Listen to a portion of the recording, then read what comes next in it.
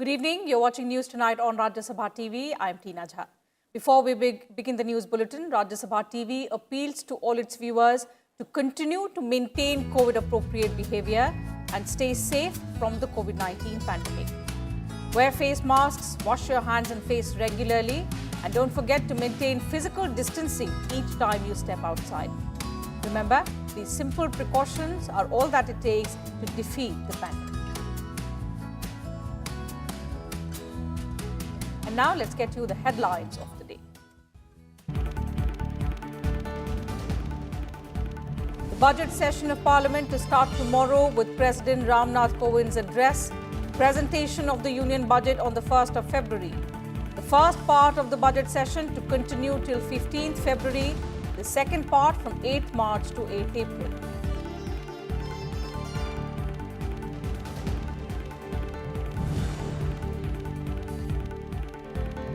By controlling the COVID-19 pandemic, India has saved the world from tragedy. Prime Minister Narendra Modi addresses World Economic Forum at Davos, asserts that made in India vaccines have benefited many countries.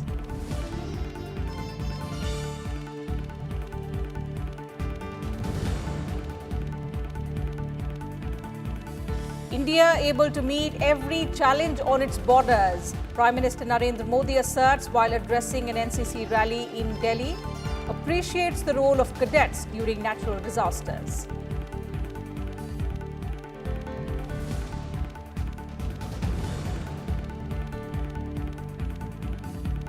Delhi police to investigate violence at 9 places, including at Red Fort during the Farmers' Tractor Rally on Republic Day. Lookout notice issued against 44 people named in 33 FIRs.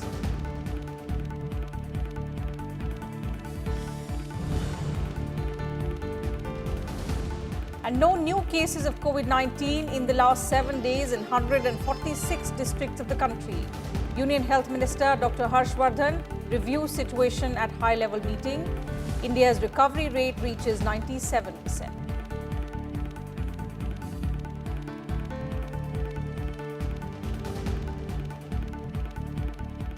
The budget session of Parliament begins on Friday with the President's address to the joint sitting of both houses. Due to the COVID-19 guidelines, for the first time in history, parliamentarians will hear the President's budget speech from the Lok Sabha, the Rajya Sabha and the Central Hall of Parliament. The budget session is the second Parliament session being held under COVID restrictions after the monsoon session last year.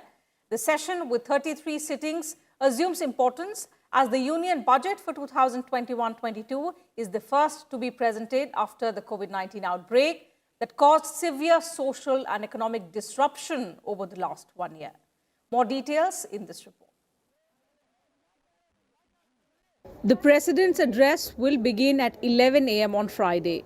The Central Hall of Parliament will be open only for sitting MPs with COVID-19 protocols. 144 members of Parliament will be seated in the Central Hall. These include the Council of Ministers, chairpersons of standing committees, party leaders, former prime ministers and national presidents of the BJP and the Congress. The remaining MPs will be seated in the chambers of Lok Sabha and Rajya Sabha. 30 cameras of Lok Sabha TV and Rajya Sabha TV will telecast the event live. The Rajya Sabha chairman has convened an all-party meeting in the upper house on Sunday to ensure smooth conduct of the house. Rajya Sabha will meet at 3 p.m. on Friday and an hour after the presentation of the general budget for 2021-22 on the 1st of February. On the remaining days, the House will meet between 9 a.m. and 2 p.m. Rajya Sabha will have zero hour and question hour during the budget session, with question hour beginning at 9:30 a.m. All MPs have to undergo mandatory COVID-19 tests before the start of the session. The personal staff of the ministers, members of Rajya Sabha and officers of the ministries visiting Parliament shall also be tested for COVID-19. Kriti Mishra's report for Rajya Sabha TV. A day ahead of the budget session, Vice President and Rajya Sabha Chairman M. Venkaiah Naidu met President Ramnath Kovind on Thursday at the Rashtrapati Bhavan. The two leaders held discussion on a wide range of issues.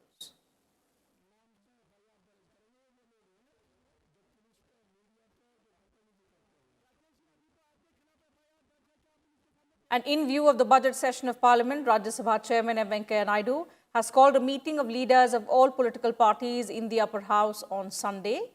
Lok Sabha Speaker Om Birla is also expected to hold an all-party meeting on the 29th of January. The government has also convened an all-party meeting on the 30th of this month to seek support of all political parties to ensure smooth conduct of business in both houses, that is the Lok Sabha and the Rajya Sabha. The meeting will be held virtually and will be chaired by Prime Minister Narendra Modi. हम कल भी जो all party meeting है परसों और कल भी speaker floor leaders को बुलाया है, चेयरमैन साहब ने परसों बुलाया है 30th को और कल बीएसी है दोनों सदनों का। हम तो अपील करते हैं सरकार से, हम चाहते हैं पूरा डिस्कशन हो, जो कुछ भी विषय है, जो विषय वो चाहते हैं। अभी तो प्रेसिडेंट थैंक्स गिविंग मोशन में दुनिया के सब कुछ विषय वो उठा सकते हैं और हम पर्याप्त समय देने के लिए सरकार तैयार है, सरकार चर्चा के लिए तैयार है।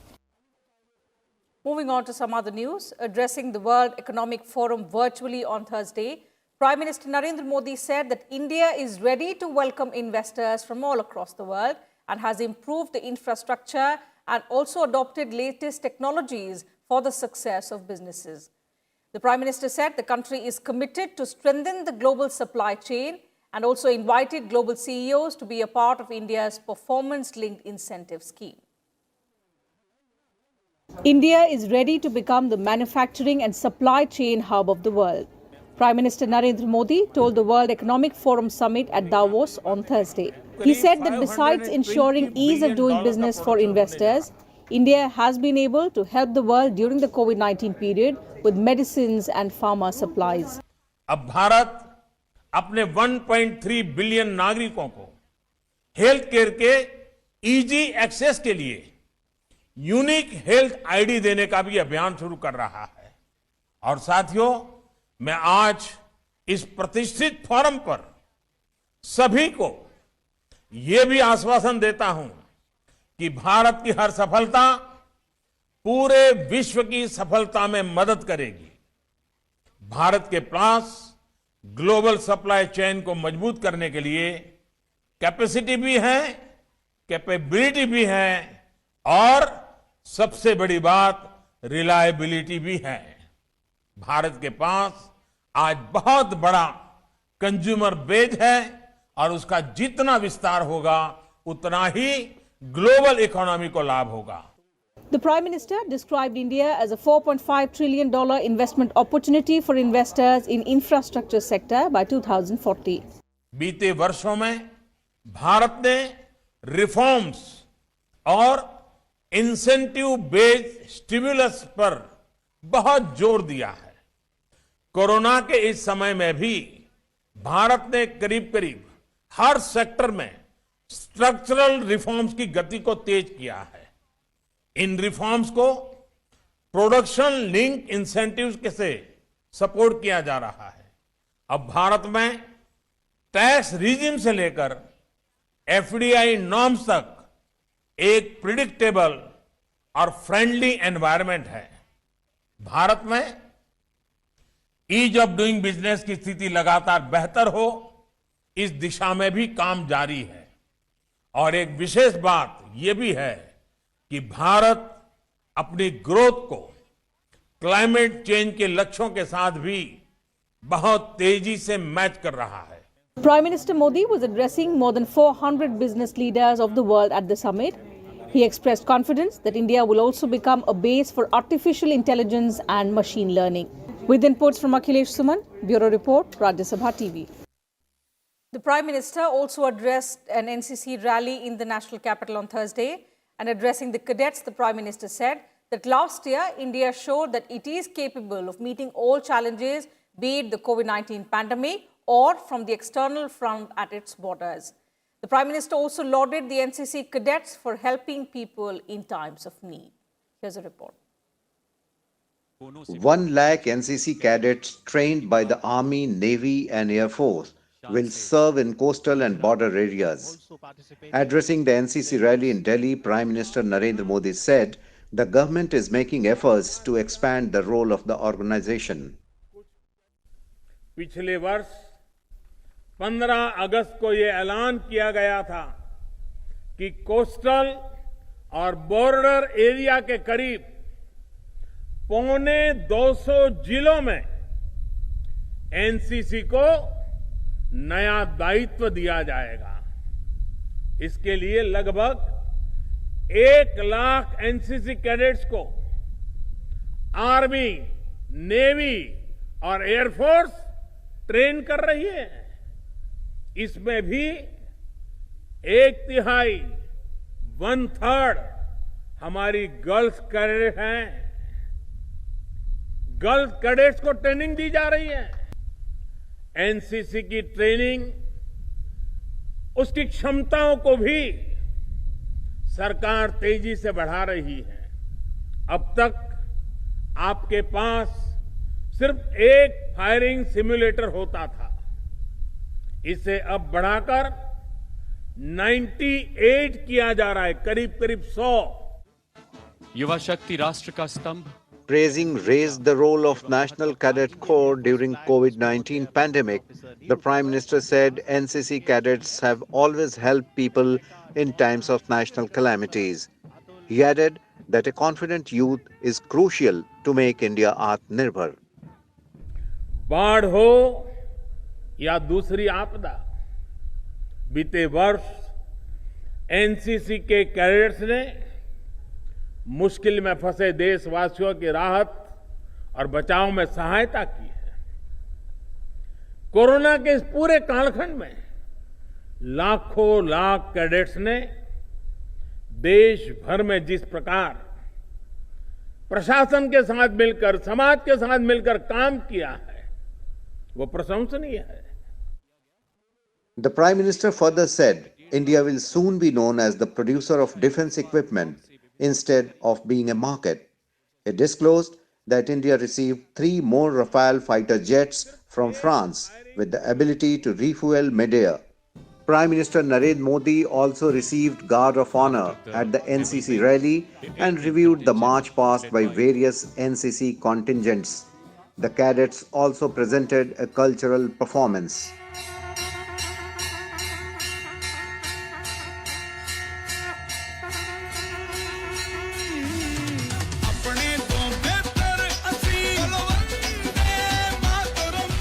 The Prime Minister distributed awards to meritorious cadets.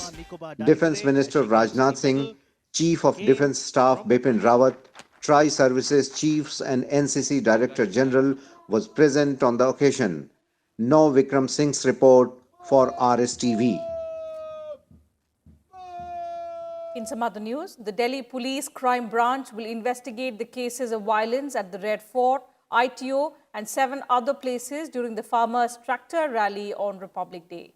The police have so far registered 33 FIRs in connection with the violence that left 394 police personnel injured and 1 protester dead on the 26th of January.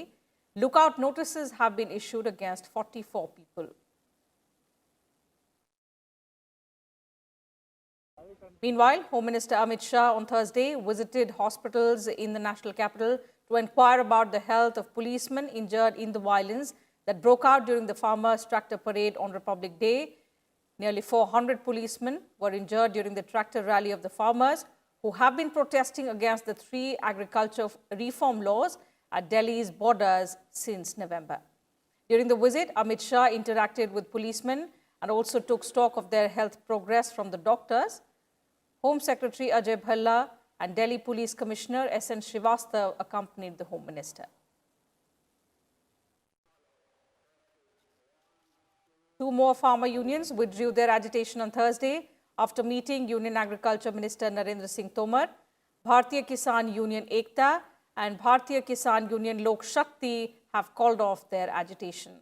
The move comes a day after Rashtriya Kisan Mazdoor Sangathan and the Bharatiya Kisan Union's Bhanu faction announced that they were withdrawing from the farmers' protest in the wake of the violence that took place during the tractor rally on the 26th of January. And with that, time for a short break here. More news and updates will continue on the other side. Do stay with us.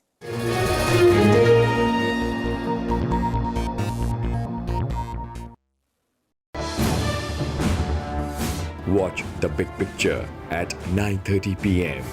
only on Rajya Sabha television.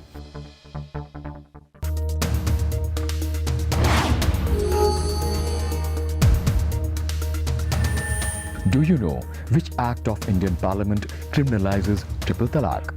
Your options are A. The Muslim Women Protection of Rights on Marriage Act 2019, B. Muslim Personal Law Shariat Application Act 1937, C. Muslim Women Protection of Rights on Divorce Act 1986, and D. None of the above. See the correct answer tonight at 9:30 p.m. only on Rajya Sabha television.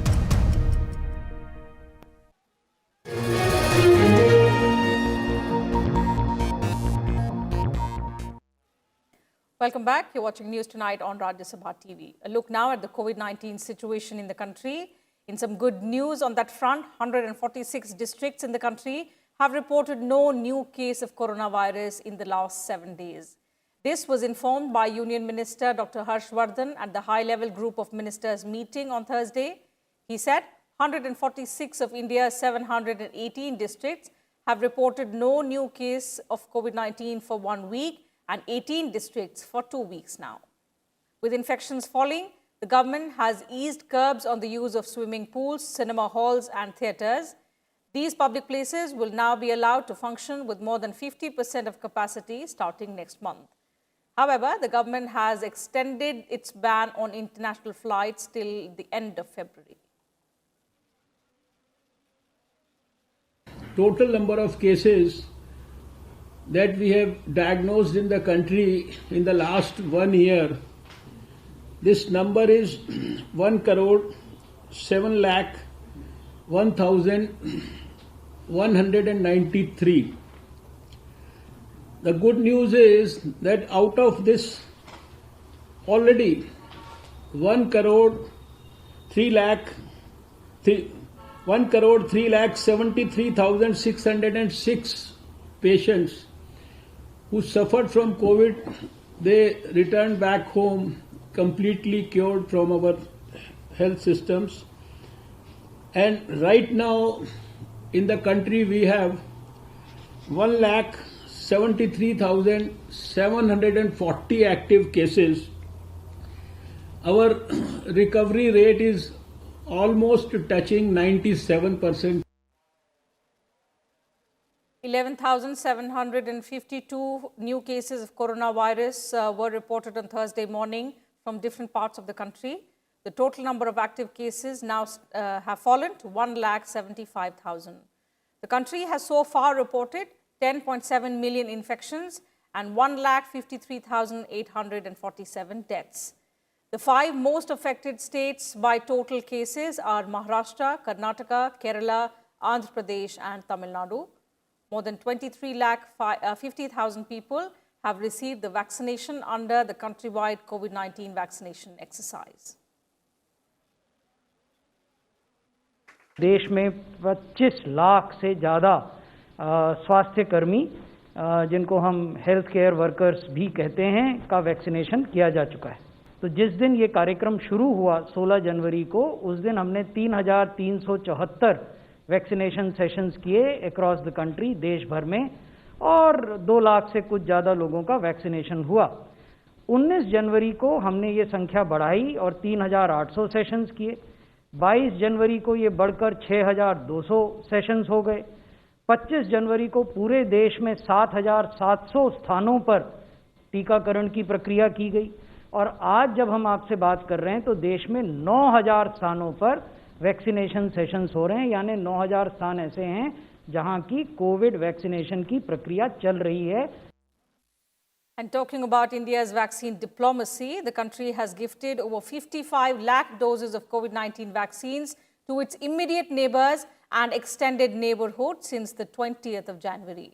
India has sent 1.5 lakh doses to Bhutan, 1 lakh to Maldives, 10 lakh to Nepal, 20 lakh to Bangladesh, 15 lakh to Myanmar, 1 lakh to Mauritius, 50,000 COVID-19 vaccine doses to Seychelles, 5 lakh to Sri Lanka, and 1 lakh doses to Bahrain. Ministry of External Affairs spokesperson Anurag Srivastav said that over the next few days, India plans to gift further 1 lakh doses to Oman, 5 lakh to CARICOM countries, 2 lakh to Nicaragua and 2 lakh to Pacific Island states. He also said India will continue to supply vaccines to partner countries over the coming weeks and months in a phased manner. And in line with PM's announcement that India sees international cooperation in the fight against the COVID-19 pandemic as its duty, we have played the role of the first responder in the region in our neighborhood, as well as we've reached out to countries beyond. From 20th January 2021 onwards, we have gifted over 55 lakh doses of vaccines to our neighboring countries and in our extended neighborhood. External Affairs Minister S. Jaishankar on Thursday outlined 8 broad principles and to mend strained ties between India and China. He also mentioned 3 mutuals, including mutual respect, mutual sensitivity and mutual interests as the determining factors for ties between the two countries. Addressing the 13th All India Conference of China Studies, S. Jaishankar said that the two countries are truly at crossroads and that their choices will have profound repercussions, not just for them, but for the entire world. He also said that the developments in eastern Ladakh last year brought the relationship under exceptional stress, and India is yet to receive a credible explanation for the change in China's stance.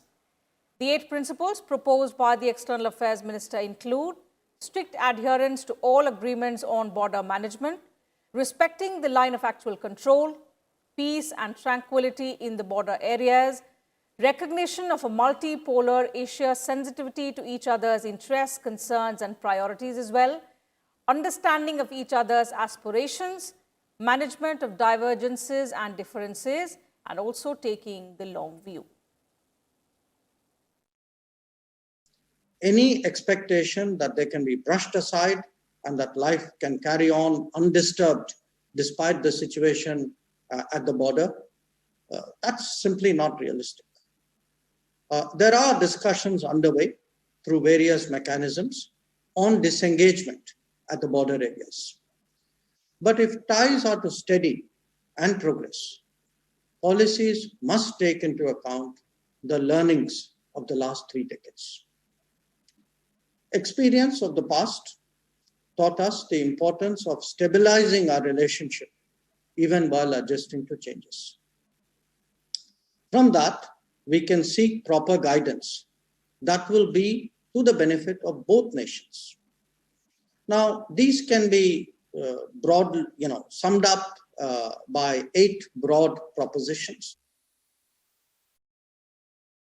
And the country remembered Punjab Kesari Lala Lajpat Rai on his birth anniversary today. Leaders across party lines paid homage to the legendary leader and nationalist. Vice President M. Venkaiah Naidu paid tribute to Lala Lajpat Rai, saying that he inspired many Indians to join the freedom struggle through his remarkable oratory and stimulating writings. The Vice President said that he will always be remembered for his role in the Simon Go Back agitation and also the Swadeshi movement. Remembering Lala Lajpat Rai on his birth anniversary, Prime Minister Modi said his contributions in India's freedom struggle is indelible and will continue to inspire people across generations. Parliamentarians paid floral tribute to Lala Lajpat Rai in the Central Hall of Parliament. Lok Sabha Speaker Om Birla, Leader of Opposition in Rajya Sabha Ghulam Nabi Azad, along with Rajya Sabha Deputy Chairman Harivansh, as well as other leaders, also paid homage. The Beating Retreat ceremony this year will mark 50 years of India's 1971 victory over Pakistan that led to the formation of Bangladesh. The ceremony will be held on Friday. This time, a special new composition, Swarnim Vijay, will be played to commemorate India's historic victory over Pakistan in 1971. Beating the Retreat ceremony will be performed by the bands of the Army, the Navy and the Indian Air Force, along with the mass formation of bands of the Central Armed Police Forces as well as the Delhi Police. 20 bands each from the Rajputana Rifles and Punjab Regiment will also participate in the ceremony. 25 bands of Rajput Regiment, 19 bands of Bihar Regiment, and 7 bands of Gorkha Regiment will also be part of beating the retreat ceremony. Overall, 60 buglers, 17 trumpeters and 60 drummers will participate in this year's ceremony.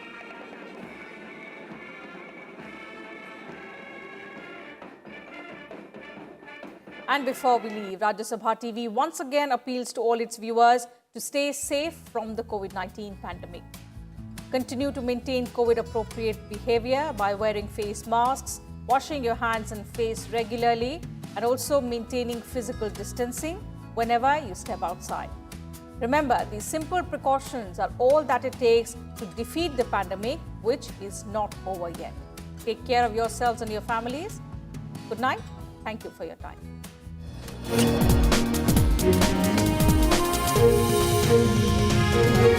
Thank you.